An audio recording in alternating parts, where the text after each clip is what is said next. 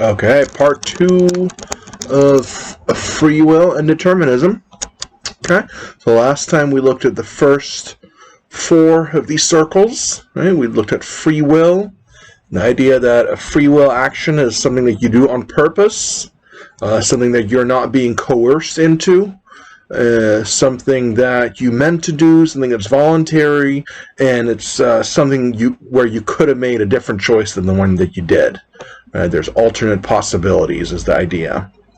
That's our sort of provisional, temporary definition of free will. It's not quite a definition, but it's something like some of the necessary conditions for calling an action a free will action. And the most important one there that we looked at, the one that people are going to disagree about, is the idea that an action is only a free will action if the person could have done another action. And we looked at 2 different ways of interpreting could have done another action. One is, could have done another action even if it's the same person with the same mind and the same psychological state. They might have ended up making a completely different choice anyway. Or could have done otherwise means if at that moment they had wanted to do something different, or they had a slightly different psychological state that would make them choose something different, then they could have chosen otherwise. Right? 2 different ways of interpreting could have done otherwise. Okay? And we looked at the relationship between free will and morality. A lot of our moral evaluations of people assume this idea that some actions are free will actions and some are not. And we hold people responsible for free will actions. Okay. And determinism says that every event has a cause, basically, and has a cause that is sufficient to bring that event about.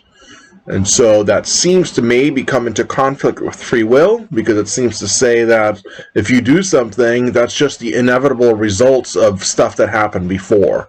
There's some sort of cause that explains it. And especially when you look at this from a psychological point of view, you can think, okay, you want to do something and you make a choice to do it. That seems like it's free will, but then you think about the fact that where does that desire come from? Why do you want to do that action? And this is going to have to do something with what kind of person you are, what kind of life you've led. And all those factors result in you making that choice. Right? So someone who says, well, then if that's what determinism is, then that's not compatible with free will. Right? That's what the incompatibilist says. The incompatibilist says these 2 concepts can't both be right. It can't be the case that everything is determined and yet we have free will. And it also can't be the case that we have free will and yet everything's determined. So if you believe that free will is real and you think it's incompatible with determinism, then you're a libertarian. Again, not libertarian in the political sense. This is a philosophical usage of this term. Okay? If you think they're incompatible, but you think determinism is true, and therefore free will is false, then you're a hard determinist. Or you might take this other position where you think, well, actually these 2, are they actually compatible? Even though they might not look like it, they are actually compatible. Okay, so today we'll look at libertarianism, hard determinism, and compatibilism. Okay, so the libertarian, like I said, says that free will and determinism are metaphysically incompatible, and free will exists. So the consequence argument that we looked at last time, that shows that free will and determinism are supposed to be metaphysically incompatible, right? Remember that? So basically, this is incompatibilism along with the idea that it's free will that's the real one. Because again, an incompatibilist is going to have to make a choice. It's either going to be free will that's real or determinism that's real. Right? The libertarian says it's free will. Okay? And the consequence argument, again, being that if determinism is true, then all your actions were determined by previous actions, and there's no real sense in which you could have done otherwise, because everything up to that point determines your action, and so you couldn't have made a different choice on this view, and that means that you don't have free will, because free will requires alternate possibilities. And a very simple way to argue for this is that we experience two as being true. We experience ourselves as free agents. Whereas determinism might just seem like a kind of an interesting philosophical theory, but do you know that it's really true? Right? You might just go with what's more obviously true. And it feels like we have free will, right? Doesn't it? Again, if we use this weird example of raising my hands, right? It's up to me. It feels like it's up to me which one I'm going to raise. It's the left or the right. It's up to me. And I make a choice. Oh, I did the right one. I feel like I could have done the left one. That's what it seems like. If I had made that choice, I would have done that. But I did this one. And it feels like I'm free to choose from both of those alternatives. On top of that, we have this whole problem of moral responsibility. We have an intuitive sense in which we do think that people are morally responsible for their actions and they ought to be held morally accountable. And we think that some people are really good people who deserve to be praised for their good actions. None of that would make any sense if we didn't have free will, says the incompatibilist, of course, right? So, combine both of those and you can say we have this intuitive sense of ourselves as morally responsible agents with free will. That's the way it certainly seems to us. That's not compatible with determinism. Determinism is not as obvious as our free will is, in our own experience anyway. And libertarianism is the theory that really captures both of these. So that's the basic argument for libertarianism.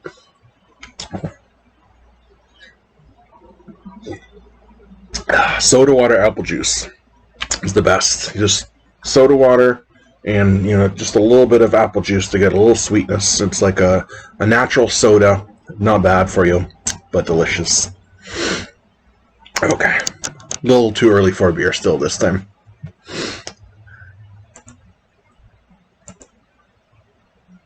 Okay, well, like all these positions in philosophy, there's all these different versions of it, but we'll look at the classic libertarian concept of free will. Okay, so we really do have alternate possibilities on this view. Every free will action could have been different from what it was. Even if the entire universe and your own psychological state were exactly the same at the time of your choice. So this is the idea where I keep talking about reversing the tape of time. Do you understand what I mean by that? If we could just in your imagination think that you can rewind the entire universe and everything in it, just put it in reverse and get back to the moment right before you made some particular choice. Now you have to imagine that the world is in exactly the same state. Right? All the atoms have the same position, the same trajectories, right? Everything is the same. Your own mental states, importantly, have to be the same here as well. Because we are saying it could have been different even if everything was exactly the same right before the moment of making the choice. So here the idea is that even if your psychological state, everything is exactly the same, you still could have done different. Something else, you could have chosen something different from what you did. This is quite a big claim to make. Because notice that we don't think that about most things, right? So let's say you put a pot of water on the stove, and you turn the fire on, and in a while it boils. That's just normal. That's what we expect. Now rewind time to exactly that moment again, where you've added the flame to the water, to the underneath of the pot. Is something different going to happen? If the entire universe is exactly the same? No, you expect that it's going to boil again. Right? Because the initial conditions are exactly the same. So you're going to get the same result. You're going to get the same effect. All the causal factors are the same, so all the effects are going to be the same. That's what we normally expect. This is making a thesis. This is saying that human beings are very much different from other physical things in the universe, in the sense that if you rewind time to right before you make a choice, and even if everything's exactly the same, all the causal factors are the same, because human beings are somehow outside of this causal chain, we have the freedom to make a different choice. But it's important to realize here, to really say that this is true, and a lot of times I feel like libertarians don't spell this out all the way. If this is really what they think, you really have to imagine your own psychological state before a choice. Let's say it's not an arbitrary choice, like raising my left or my right hand. I don't care which one I do, but think about a pie example again, right? Imagine that you hate pecan pie, you love apple pie. I forget which way I had it last time. It doesn't matter. In this scenario, you what did I say? You do not like pecan pie, you love apple pie. You've got a choice between either of those, okay? And you are all excited about apple pie because you just don't care about pecan pie at all. You're very excited about it. You've been waiting to have some apple pie. It's been a while, right? Okay, so you choose the apple pie. You made a free choice. Yeah? You wanted the apple pie, you made the choice to eat the apple pie. Okay, now rewind time to before you choose the apple pie. But according to the libertarian, even if you are in the same psychological state of being the kind of person who prefers apple pie and someone who's excited to choose apple pie, you yet might choose the pecan pie. Right? That's the claim that's being made here. Now, I find that a bit strange, because it means that even though you want apple pie, you end up picking the pecan pie. Very strange, but that's what it's saying. Right. So the idea here is that our actions are caused by our choices. Yes, that's what the will is, right? It's the ability to translate a desire into action. Right, so that's our actions, if we call them free will actions, they're caused by us, by our choices, but those choices are not causally necessitated by anything. Those choices don't have to be what they are. They could have been something different, according to this view. Okay.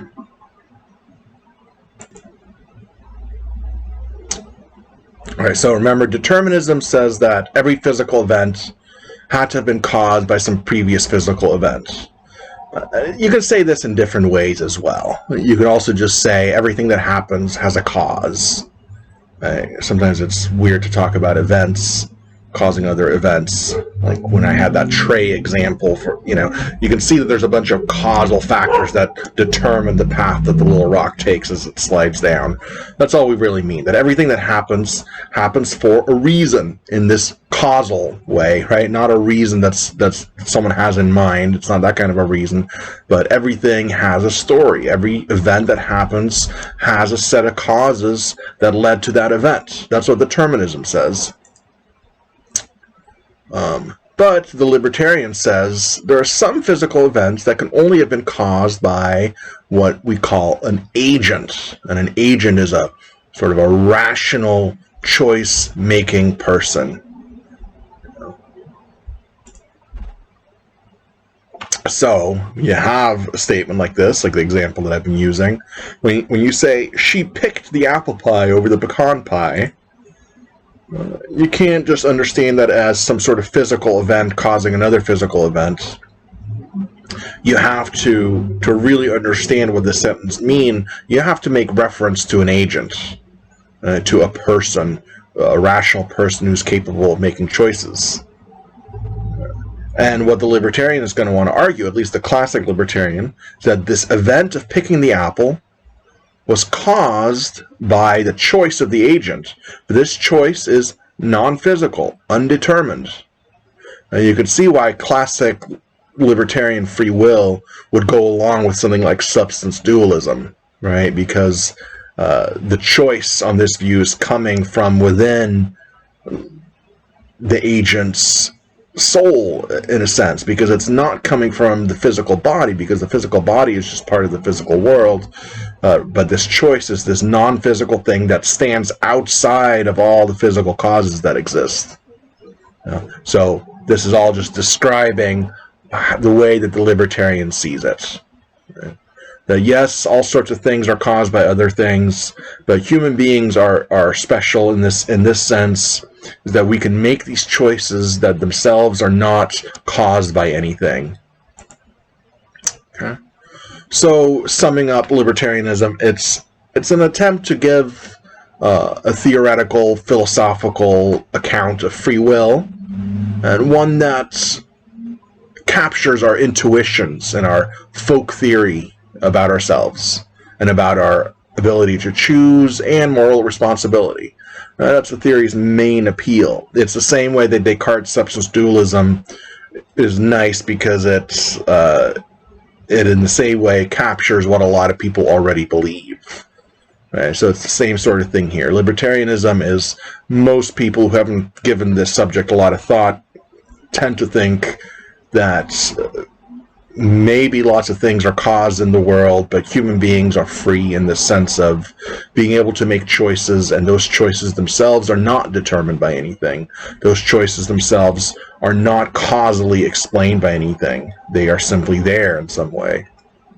That's the part that's difficult to actually understand, but we'll look at the critique right now. So some problems, I've already hinted at some of them. So this problem of choices. So these choices that supposedly are not causally necessitated by anything, they're not determined. Well, what explains them then? Where do your choices come from then? If my choosing the apple pie, that choice was not determined. Where did that choice come from? It just sort of popped out of nowhere? Are they just randomly generated by the soul? And of course, if they're generated, then they're, in a way, caused. They're just caused in a way that's random rather than deterministic.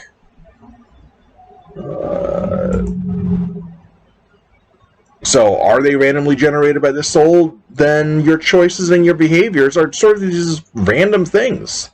They're actually causally disconnected from who you are as a person.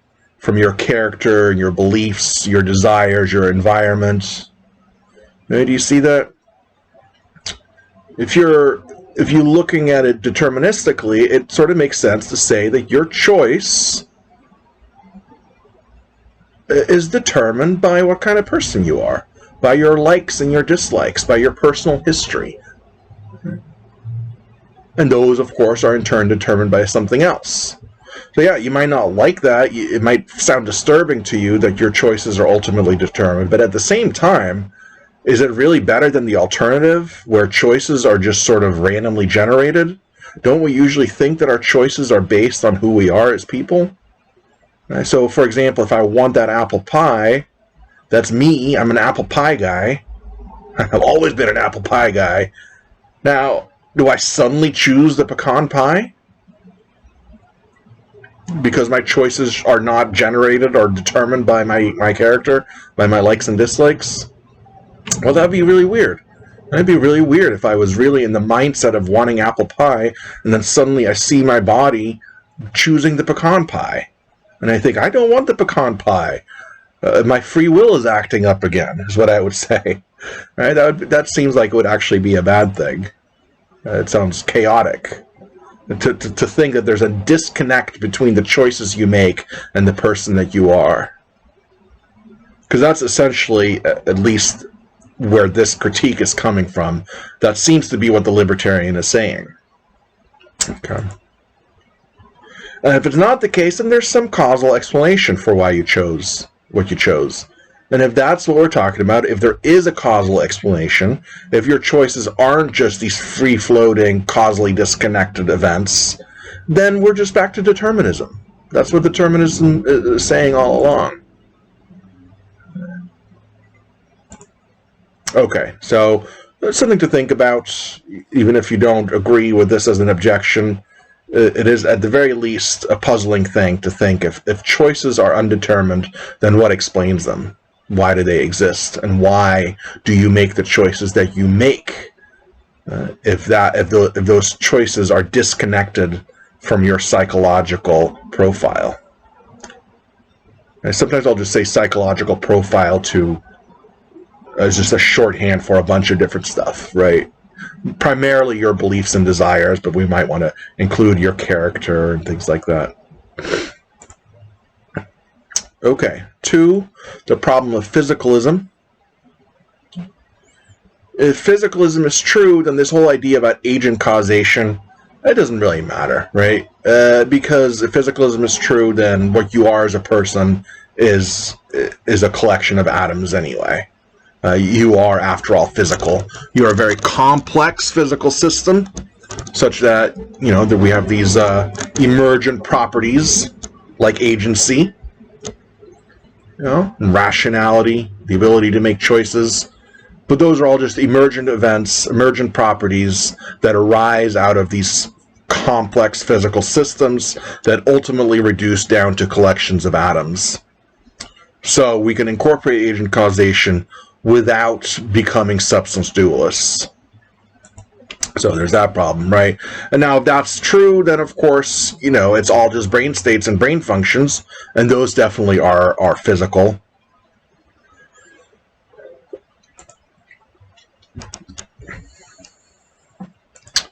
And yeah, you'd have the mind-body interaction problem all over again, right? If an agent necessarily involves something above and beyond the physical brain states and brain functions, if it's something further than that, then you're going to have to probably postulate some sort of Cartesian immaterial substance, and then we have this whole problem again. How is it that a choice that arises in my immaterial soul can somehow affect the physical world here?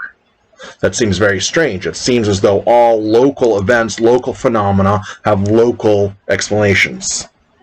But here we would have to appeal. We'd have to say, when my hand goes up, this is because of something that happens without any causal explanation within an immaterial being that is not located here in space.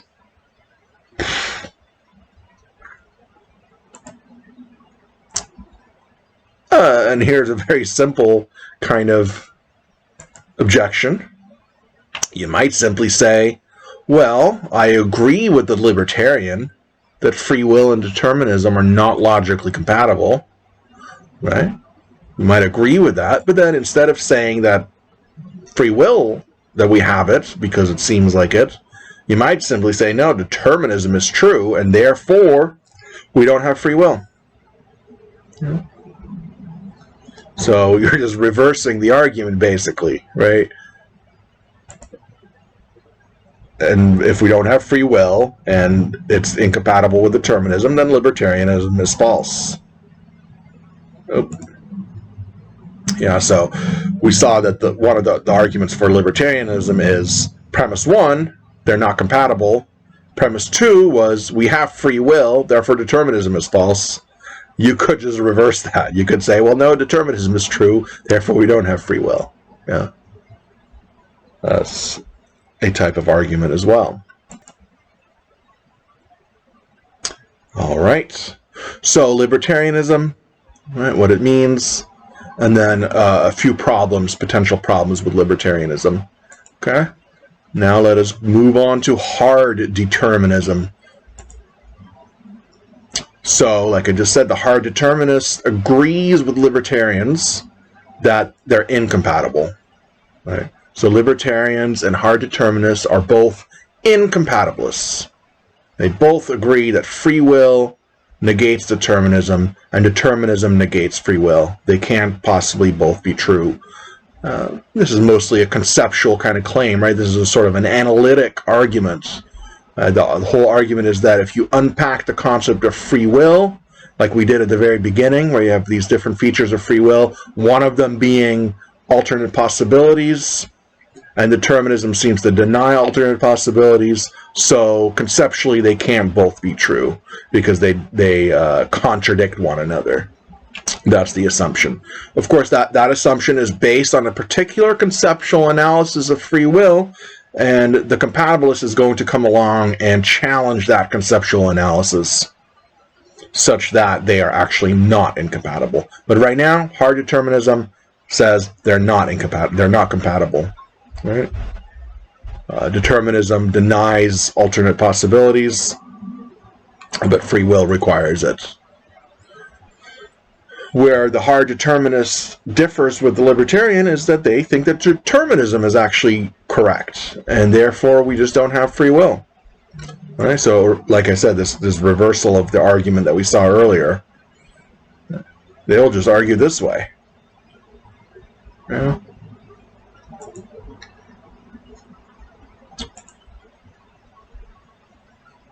So that's pretty simple. It's going to be more, we could expand this as to why this is true.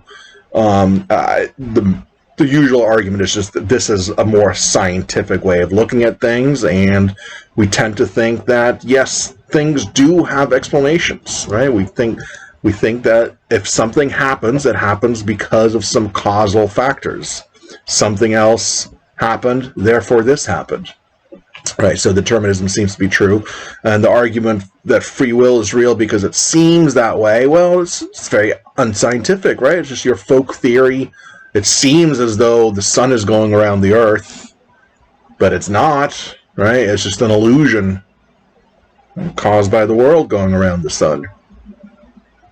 Okay, same kind of thing here. Free will might just be an illusion. It's more probable that it is because determinism seems to be true, and determinism seems to rule out free will. Okay, so what are problems for hard determinism? Well, the libertarian is going to say that free will is the problem, right? If we have libertarian free will, then determinism must be false. So again, right, take your pick. It's kind of interesting. What conclusion you end up with depends very much on your background assumptions. This is always going to be the case, right? So it's a bit difficult. You might see the point of agreement, premise one, but where you end up just depends on which of these two premises you think is more likely to be true. Right. So it's a bit weird. But you could see how they both work. They're both valid arguments. That is to say, if the premises are true, the conclusion is true. They agree with one of the premises, but the point of contention is which of the second premises is actually true. Yeah.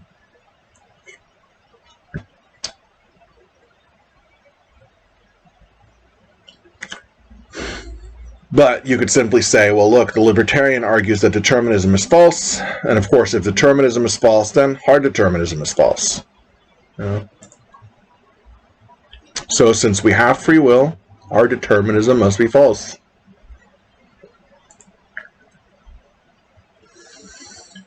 That's really only going to work if you're already a libertarian and you think you have a really good argument for libertarian free will, but libertarian free will has problems, as we saw. The problem of quantum indeterminacy. This is very interesting as well. Maybe some of you have heard of this. We've been looking at science as really the area that shows that determinism is true. However, there are some theoretical models of quantum phenomena that seem to be not entirely deterministic. They are rather probabilistic, meaning normally we might say if P then Q for sure. On this model we might say if P then Q or R. It might be 50-50. We know it's going to be one of them, but we're not entirely sure which, and it may seem to be that it's this probabilistic thing rather than deterministic. Looks like it's indeterministic. So if physics actually, if the best of our science actually confirms that reality is not totally deterministic, then that means determinism is false. You know?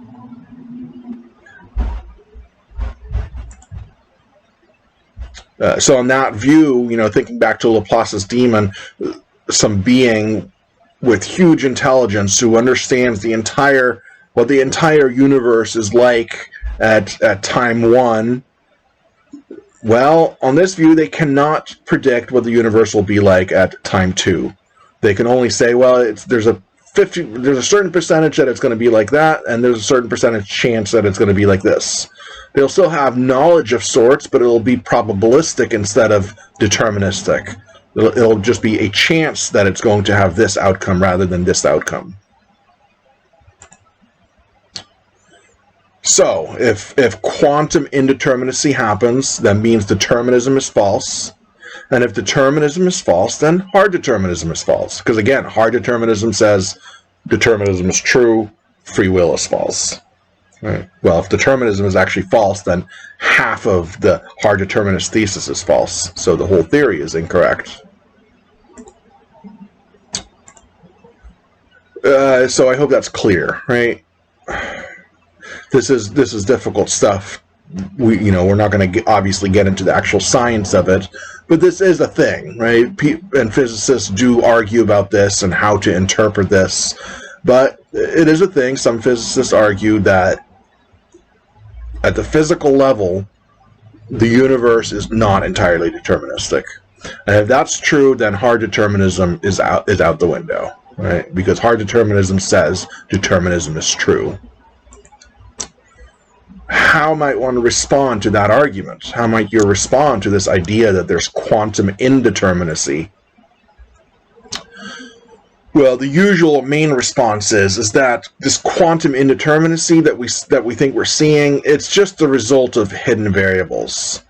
Right? We just might not know exactly why something happens a certain way. Right? So say you have this event P that half of the time results in Q and half of the time results in R.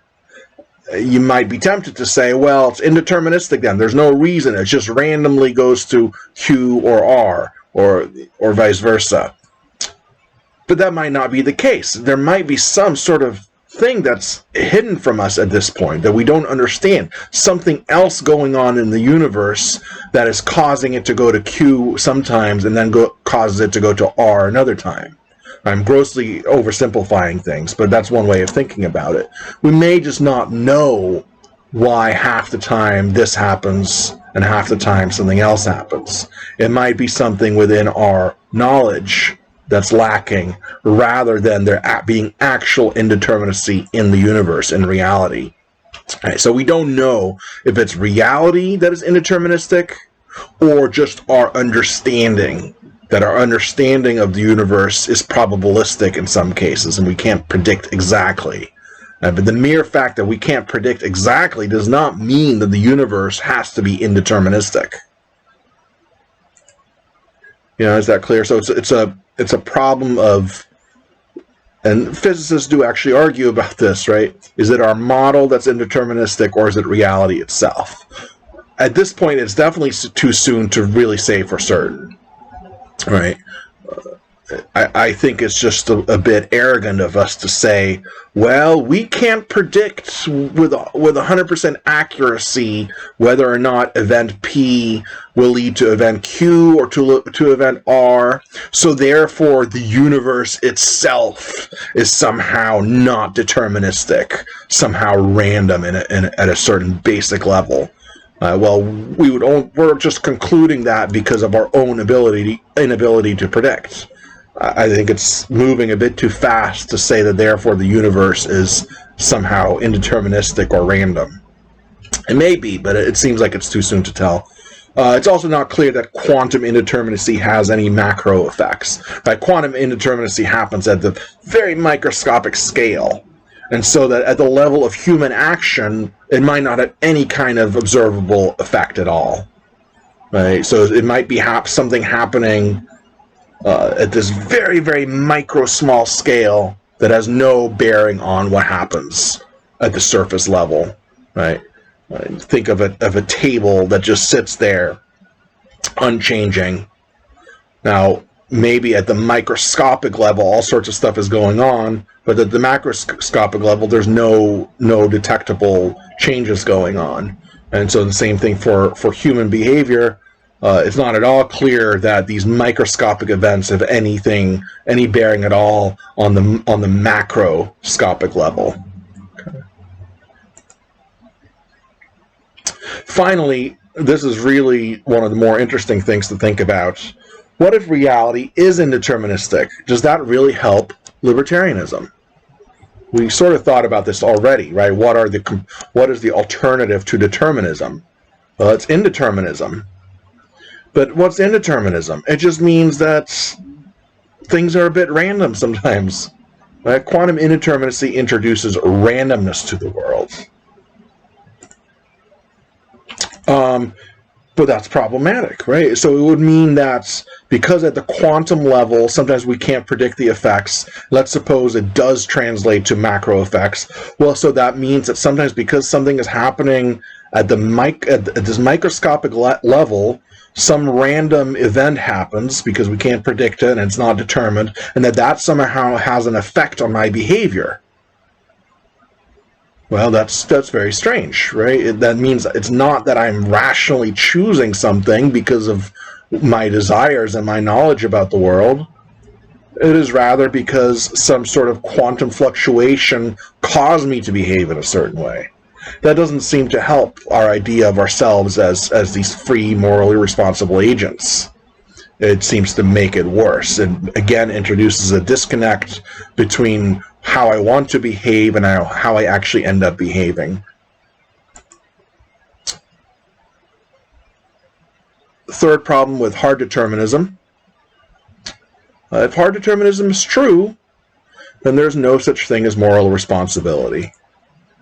There is such a thing as moral responsibility, so hard determinism is false. Oops. Right, so remember the principle of alternate possibility says that you're only morally responsible for actions if you could have chosen otherwise. If hard determinism is true, you couldn't have chosen otherwise, because that's only possible if you have free will, which hard determinism denies. Right, so if hard determinism is true, it does seem to be true that moral responsibility doesn't really make any sense. But we tend to think that there is such a thing as moral responsibility. And this is sort of a background assumption that guides our everyday behavior. Right, so it'd be difficult to just give up this premise. So on the assumption that the principle of alternate possibilities is correct, we should accept premise 1, and I think the hard determinist should. But then premise 2, that seems to be intuitively correct, and it seems to be true in our practices at least, that we have this concept that guides our behavior. Well, if both of these premises are true, then hard determinism must be false. Well, how are you going to respond to that? That's a difficult one, right? Well, they could just, what's called biting the bullet, right? They could just bite the bullet and just say, yeah, okay, you got me. I guess moral responsibility doesn't make any sense if hard determinism is true. So, well, so much the worse for our concept of moral responsibility then, right? If someone is really convinced that hard determinism is true, they might just have to accept that this is an inevitable result, that, yeah, maybe we have to revisit this whole idea of moral responsibility. Maybe it doesn't make sense. Right? It's a hard pill to swallow, but it means that the objection is not it's not a final objection. The hard determinism could accept the whole argument, or rather accept. Here, I'll go back to the argument. They could accept this, but again, they could switch out the premises just like we saw earlier. They could say, well, hard determinism is true, and so there is no such thing as moral responsibility. It's difficult to accept, but you could go that route. What if you can make sense of moral responsibility in some way, even if hard determinism is true? That would be the only other alternative, it seems like. But that is really hard to do if we just cannot use this everyday distinction between free will actions and non-free will actions. Right? As long as we're not assuming too much about what that means, we're just saying we use this concept, right? It makes a difference to us whether or not somebody slapped you because they meant to, because they don't like your face, or whether they slapped you accidentally because they were trying to do something else, or perhaps they had a muscle spasm, right? It matters to us whether or not someone did it on purpose. It matters to us whether or not they could have chosen otherwise, whatever that means, right? Whatever that ends up meaning. That matters to us when we evaluate people's behavior on a moral level. If we can't do that, well, what kind of idea of moral responsibility would we have? It'd be very, very difficult. So I'm not sure if the hard determinists can do this, if they're really going to insist that our entire concept of free will is an illusion. So you might think, well, what if we say that determinism is true rather than hard determinism? But we do accept free will, just perhaps not in that libertarian way that we looked at before. Maybe we have free will, but we have to think about our concept of free will a little bit more, and then see that it's actually compatible with determinism, right? That's what compatibilism says. Okay, so this will be our last thing. Okay, compatibilism. Basically just this thesis. Free will is compatible with determinism. Right? So far we keep talking about the contradiction between them, as though if determinism is true, free will isn't true, and if we have free will, then determinism must be false. That's what we've been assuming. The compatibilist says, check those assumptions. It's not necessarily true. So a compatibilist is going to define free will in this way. An action is a free will action if it was caused by the agent's own will, and not something external to the agent's will. Right? It's a free will action if it's caused by your own desire to do that action. If something else caused you to do it, then it's not free will. Free will means having freedom to do what you want.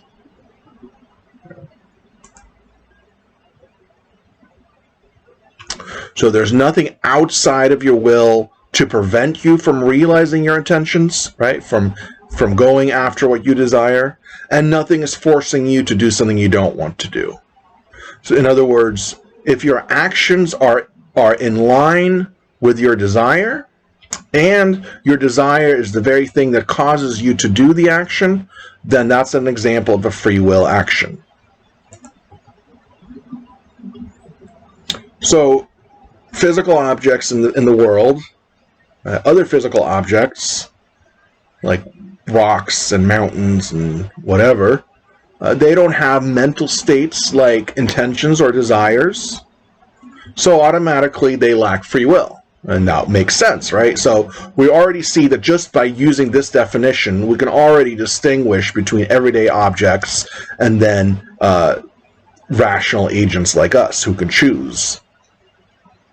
So we're off to a good start, because notice they didn't say anything about not being determined. They're simply saying, if your action is the result of your desire to do that action, then you have free will.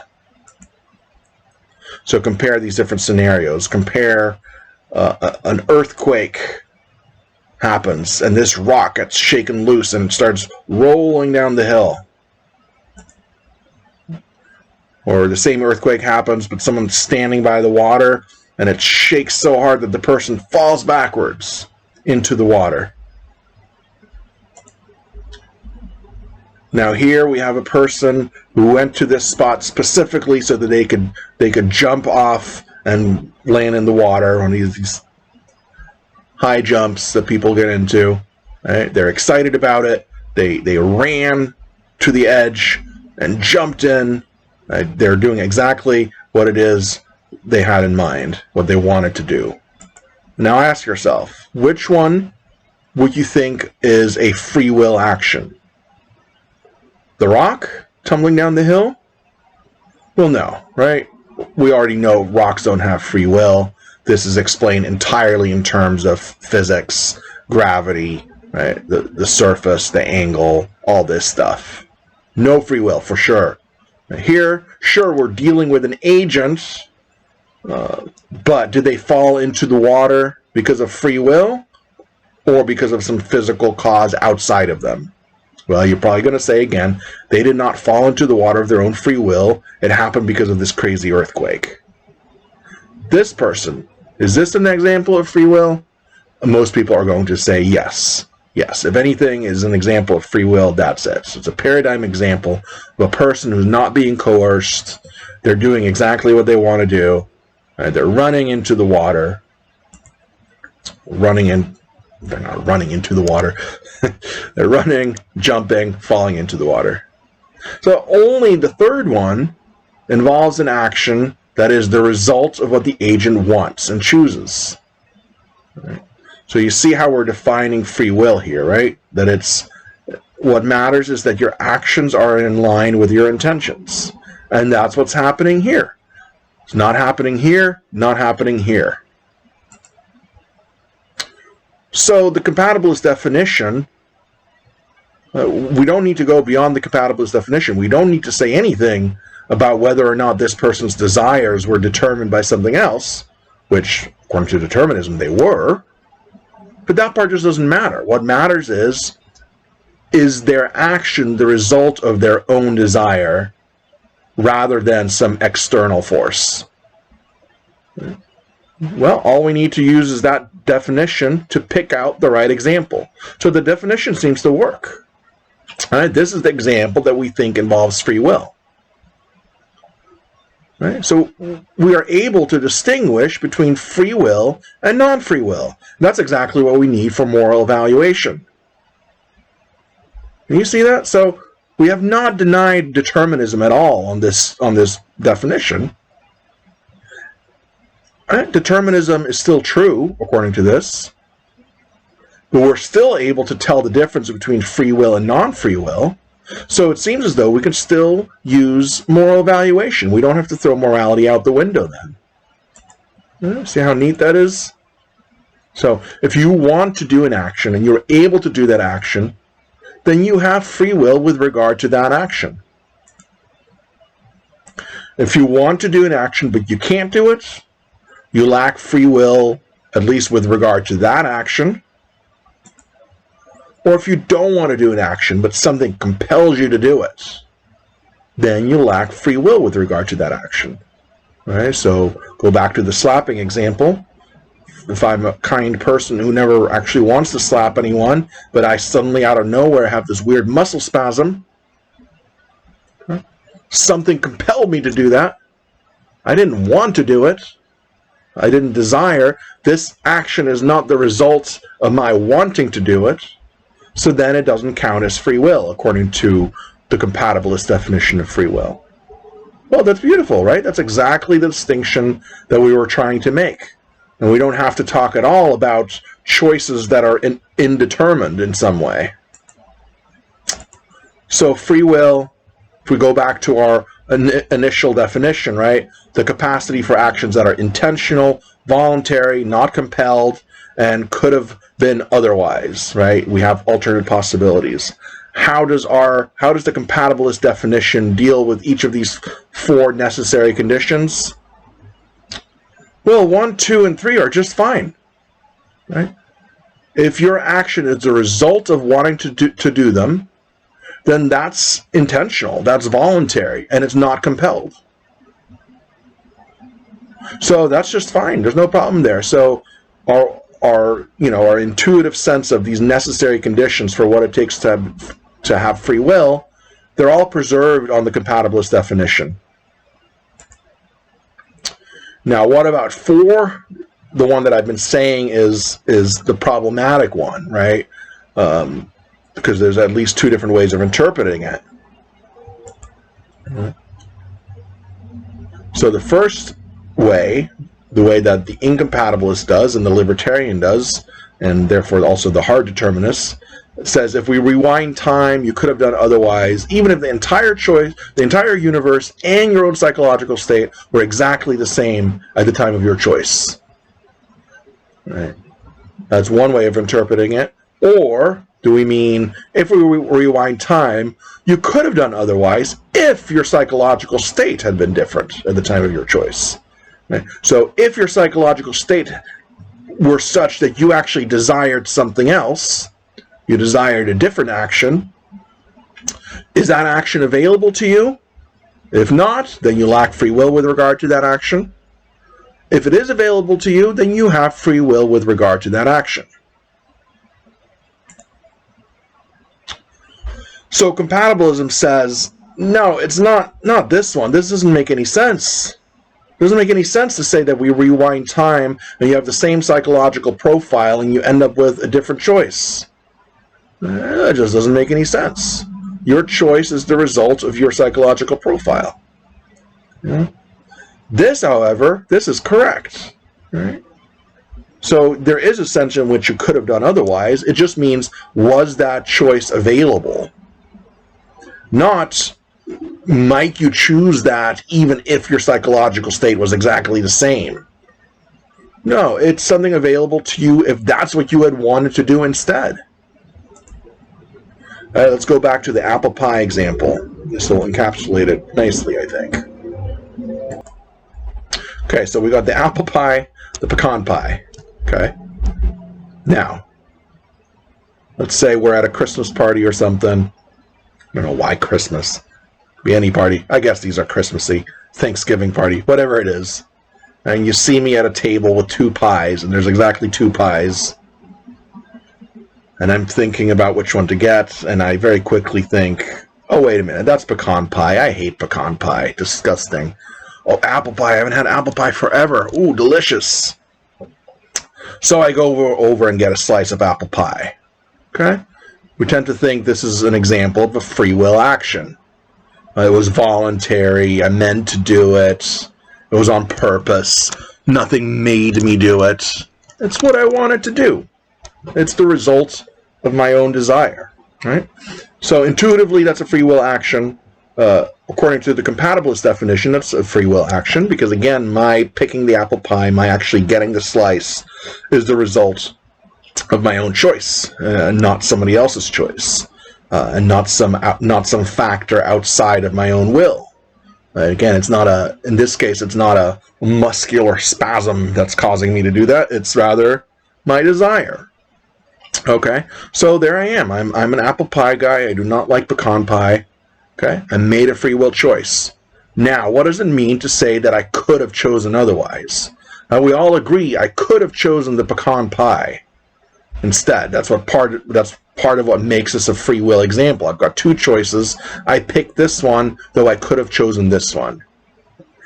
But of course, if we rewind time and I have exactly the same psychological state, I'm not ever going to choose this because that's not what's within my will. That's not my will. That's not what I want. I'm the sort of person who picks the apple pie. So, could have done otherwise, yeah, only in this sense. If I had wanted pecan pie instead, or suppose I suddenly had a kind of a masochistic urge to make myself eat something disgusting, if I had that thought instead, which I didn't the first time around, right? So now we're imagining the universe being slightly different conditions at the beginning. If I had suddenly had a different kind of thought, then yes, I could have chosen this. But given that my psychological profile was of the kind of person who wanted to choose this, well, that's all we really mean by could have chosen otherwise. We don't mean rewind the universe to exactly the same conditions, maybe you'll choose this instead. No, what we mean is you could choose this if your mental state had been slightly different in some way. Okay? So this is what the compatibilist is going to say is right about alternate possibilities. Yeah, if the pecan pie wasn't even there, then I would not have had the free will to choose pecan pie because it's not one of the options available. You know? None of that means that your desire for the apple pie was undetermined. No, the free will part of it comes in here. My getting an apple pie slice is the result of my own desire. That's what makes it free. Does not mean that my desire was uncaused. Okay. So, moral responsibility then, well, that means you can still hold people morally accountable for their actions. We would say that a person is morally responsible for an action just in case. Just in case means just if. Okay, sometimes people get confused by this terminology. It just means if. Right? For an action, just if that action was caused by the person's intention to do that action. Did you mean to do it? Then you're responsible for it. If the action was caused by something outside of the person's will, then the person is not morally responsible. Right? If something else is making you do something, not your own desires, not your own wishes, then you're not morally responsible because it's outside of your control. No. Well, and this does make sense, right? We hold people morally accountable because their action was not in alignment with certain moral values we all expect from one another. Different ways that this can happen, right? Someone's values can just be wrong, right? So if we go back to the slapping example, right? Maybe I'm the sort of person who just does not respect people's boundaries and their wishes. I don't have respect for the person, really, in any sense, right? And I just go around slapping people whenever I don't like them. Well, you're going to hold me accountable for that if I'm doing that because I want to. You might point out that my moral values are messed up. Right? I wasn't raised right or something like that. Right? I need to be told that that kind of behavior is not morally acceptable because the moral values that are guiding my behavior are off, or at least they're not what other people are expecting from me. It could also be because my beliefs about the world are wrong. Right. So, for example, maybe I think that when I slap you, I'm making you tougher or something. Maybe I think I'm making you a better person. That's just ridiculous, right? Or perhaps, this is probably most of us, lots of times, is that we have the right moral values in our minds. We want to be a certain kind of person, but sometimes we have these overriding desires. We desire some particular thing more than acting on the values, right? This can happen in all sorts of different ways, but think about any choice that you've made that you've regretted. Maybe you regretted it almost immediately. That means because most of you recognizes that action was not indicative of the kind of person you want to be. But in that moment, there was just a stronger desire to do something that later on you think, well, that was wrong. So in all these cases, there's something going wrong with your overall system rather than some environmental factor. And that's why we're holding you accountable. It has nothing to do with whether or not your beliefs are determined. It's just that you have either wrong beliefs or wrong values, or you need to sort of change your desire hierarchy or work on not giving in to strong desire so easily. Right? You need to do some work on yourself. That's why we hold one another morally accountable. So it's a bit like, say your computer suddenly turns off. Remember the last year we had another apocalyptic scenario where PG&E kept going off. If your computer suddenly turns off, you'll want to know where to fix it, right? Something has happened something has gone wrong. It's not functioning the way you expect your computer to function. How are you going to fix it? Well, you first want to determine, is it because of some external factor, like PG&E shut off all the power all of a sudden, in which case there's nothing wrong with your computer, it's some environmental factor that needs to be addressed. Or there's nothing like that going on, but you have some sort of virus or bug in your computer, or maybe a hardware malfunction, right? Well, then you need to address the system. You need to address the internal states of the system, right, rather than the environmental factor. And it's the same thing with people. If it's something that's, if it's a behavior that's the result of some sort of internal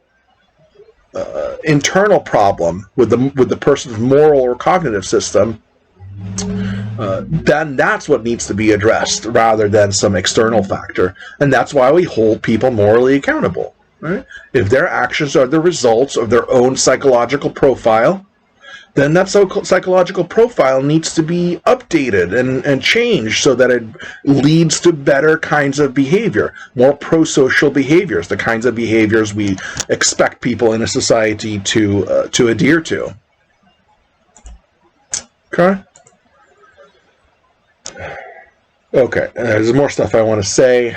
Again, I wish I could just talk to you, back and forth. There's so much to say, and there's probably so many things that you'd want me to clear up. But I am just going to keep going here. Okay, so summing up compatibilism. Compatibilism does not deny that your desires are caused. Right? Compatibilism agrees that your overall psychological profile is in a certain way, inevitable results of the kind of person that you are when you were born into the world and all the experiences that you've had. Those explain where your head at is right now. Those explain what is in your desires. Those explain what things you value. That explains what things you believe about the world. And those factors are what determine your choices. So it's all completely deterministic. It just the compatibilist says that we can maintain this sense that we have, this distinction that we need for moral evaluation between free will and non-free will. And if you look at cases, paradigm cases of what you think is free will versus paradigm cases of what you think of as not free will, the compatibilist definition picks out the right cases. And the definition is an action is a free will action just in case it was caused by your desire to do that action. And it wasn't something outside of your desire. It wasn't something outside of your will that caused you to do it. It was your own psychological tendencies that made you do that action. Okay?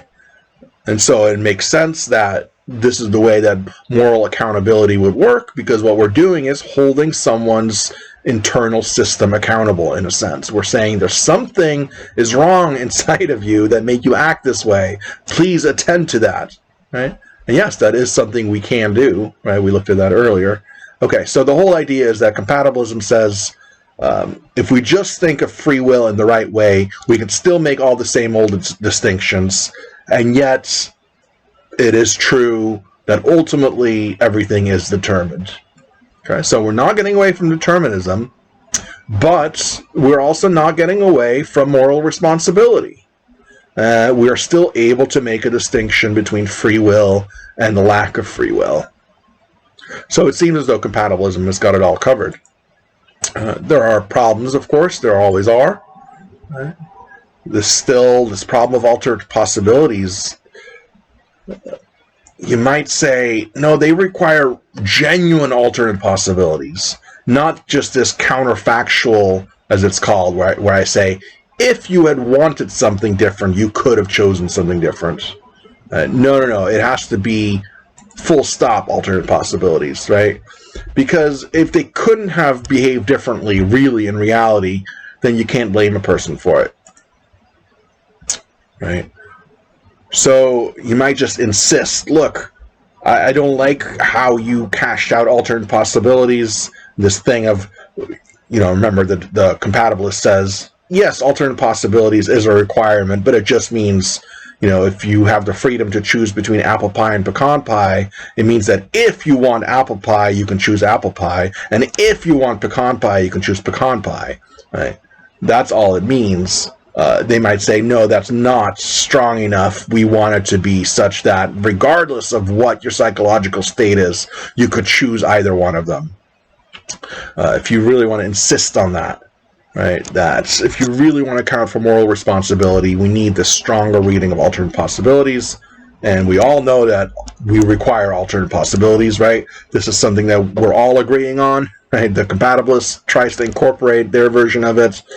But there's a very interesting response to all of this, which is it seems to be pretty easy to show with a few simple examples, or just one simple example, that actually this principle of alternate possibilities is false.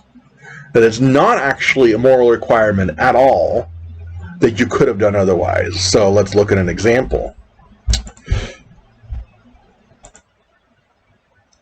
So here's a Frankfurt case. We can use Mr. Jones again. Remember Mr. Jones? This criminal who agrees to undergo weird scientific experiments. Okay, well, let's suppose that during one of these weird experiments, our doctor, Dr. Smith, right, her name was, implants a chip in Mr. Jones's brain that allows her to control his behavior. Okay. Now imagine also that Dr. Smith wants someone dead. Okay. Dr. Smith wants, let's say, Mr. Peters dead. Right. We don't need to get into the details as to why. Make up your own backstory. Right. Dr. Smith wants Peters dead. Dr. Smith has implanted a chip in Jones's brain that allows her to control his actions. And her plan is the next time Jones is near Peters, which he sometimes is, they know each other. In fact, Jones hates Peters. Peters, by the way, is a good guy. He's not affiliated with all the crime stuff, okay? So just keep that in mind. So it's clear that he's an innocent victim in all this, okay? Peters is some guy that they both happen to know. They both dislike. Dr. Smith wants this person dead. She does not want to do it herself, of course, but conveniently, since she's placed this controlling device in Jones's brain, she can actually manipulate Jones so that the next time Jones sees Peters, she'll push a few buttons, and Jones will pull out his gun and shoot Peters. Boom, like that. You know, that's pretty simple, right? Kind of a sci-fi example, but you know, we do know that we can control people's certain things by electrical impulses. It's not that far off to think that's a device like that might be possible. So just imagine that something like that is possible. And so next time Jones sees Peters, Dr. Smith is all ready to press those buttons to make him shoot Peters. But guess what? Jones does it himself. Jones actually doesn't like Peters either and has been wanting to kill him. And Jones is pretty ruthless. So he sees Peters and just, boom, kills him. Of course, if he hadn't done that, Dr. Smith would have stepped in and controlled his body to shoot him anyway. So here's a scenario where Jones could not have acted otherwise. Now, even if he had not chosen to kill Peters, Dr. Smith would have just made him kill Peters anyway. So, does Jones have an alternate possibility here? No, he could not have done otherwise. Right? He could not have done otherwise than shoot Peters, because the scientist would have seen to it. Does that mean he's off the hook? Because in the scenario that we looked at, Jones actually decided it all on his own. Right? Jones didn't need to be manipulated. He chose to kill Peters. Now, what is your intuition about this? Is Peters responsible for the murder? Is he a morally dubious person because he murdered an innocent person? I'm guessing everyone's saying, yeah. He chose to do it. He got the gun out. He meant to do it. All the hallmarks of a free will action for which you deserve moral accountability. For which you are held morally accountable. In compatibilist terms, you would say, well, his actions were the result of his own desires. Dr. Jones wanted to kill Mr. Peters. He was able to, and so he did. So he's morally accountable, and yet he could not have done otherwise. Because if he hadn't decided to shoot Peters, then Smith would have tap, tap, tap, controlled with the mind device, controlled his actions and made him shoot him anyway. So what this means is that we can hold someone morally accountable even if they couldn't have done otherwise. And why do we hold them morally accountable? It's exactly for the reason that the compatibilist says. It's because the action was caused by the person's own authentic desire. There's something wrong with Dr. Jones, or sorry, not Dr. There's something wrong with Mr. Jones's internal system. Either his values or something in his cognitive system, his beliefs, his desire hierarchy. And there's something wrong there that needs to be fixed, so we hold him accountable. So there's all sorts of other Frankfurt cases you can think of. This is named after the philosopher who sort of came up with this idea of Frankfurt cases, right? So any situation in which someone clearly is morally responsible, even though they could not have behaved any differently than what they did. We hold them morally accountable not because of the lack of determinism. We hold them accountable because it is their particular cognitive or moral system that is resulting in a behavior that we deem to be immoral or unethical.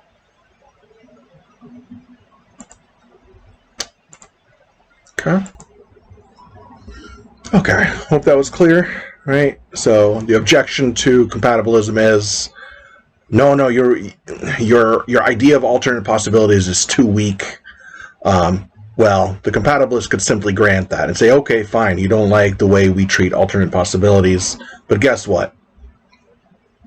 We don't need alternate possibilities for moral responsibility. We can show that with some simple cases, okay? Like the Mr. Jones example that we just did. Okay. Now, as always, this conversation keeps going back and forth, right? I have to stop it somewhere. If you want to dig deeper, there's plenty of interesting literature. This is where we're going to end with this debate. The problem of inevitability. Right? So, because look, we haven't gotten rid of determinism, and people don't like that because it still seems that somehow everything is set in stone, right? The future is inevitable. And that is kind of true, right? In the sense that everything is going to be one way, not another way. Of course, little secret, that's true if we have free will as well, right? If you think about the entire course of your life, even if you have complete indeterministic libertarian free will, it's still the case that there's only one future, right? Unless you're take seriously the idea of multiverse or something like that.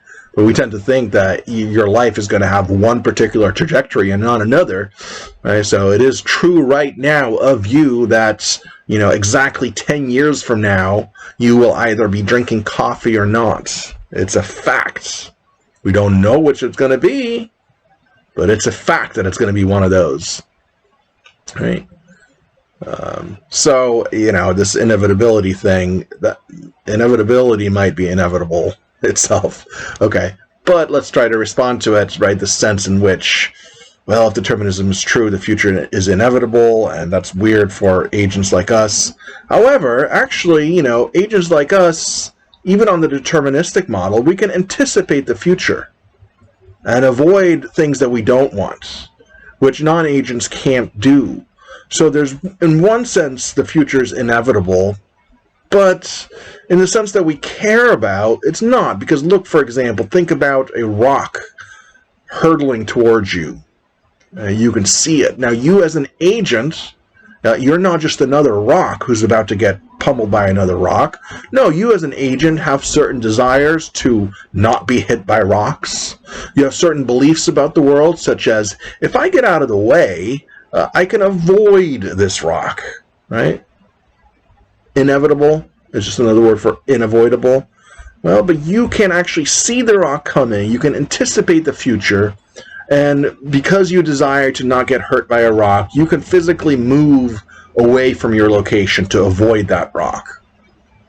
Now, how that all plays out physically might be completely deterministic, but the sense in which we care about avoiding things, we are able to do that. Nothing about determinism says that we cannot do that, right? That you can't see something that you don't want happening and avoid it. We do that. We do that all the time, and that's completely explainable deterministically. Okay. So maybe there's still some sense in which everything's inevitable, but I'm suggesting, in that sense of inevitable, everything's inevitable, even if free will is true in the libertarian sense. Okay, let's be done there. We do have to quickly move on to philosophy of religion and then still try to do some ethics as well. I probably should have done this one last week. I'll just have some more videos up to this week. Okay, so we'll try to do all of philosophy of religion this week. We'll just have 3 videos instead of 2 or 1. Okay, so watch out for those. Okay, I'll see you soon. Bye-bye.